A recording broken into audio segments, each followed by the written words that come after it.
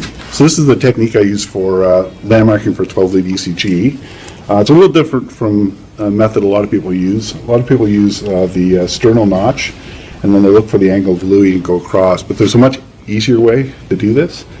So all you do is the clavicle rests here, and the first rib comes off of the manubrium right below the clavicle, but then it takes a hairpin turn up and around sort of underneath the clavicle. So it's when you palpate the first rib, just below, if you take the surface of the tips of your fingers and palpate just below the clavicle, the very first rib you're going to straddle is the second rib. And so the space below it is the second intercostal space, and then it'll be the third intercostal space, and the fourth intercostal space is right there. So V1 is going to go right here. I'm going to move the hair a little bit and put V1 there.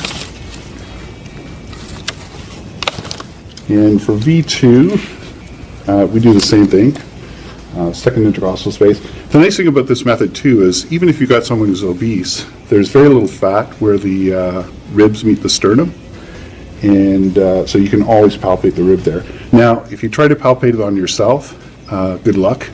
It's like trying to tickle yourself. It's almost impossible. So that's 2, 3, 4. Fourth intercostal space right there. And then we're going to put on V4 next, because V4, and I know that's out of order, but V4 goes in the fifth intercostal space, mid-clavicular line. So here's the sternum, here's the tip of the clavicle.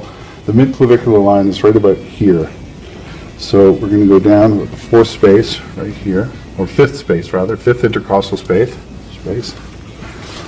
And then V3 goes right in the middle, between V2 and V4.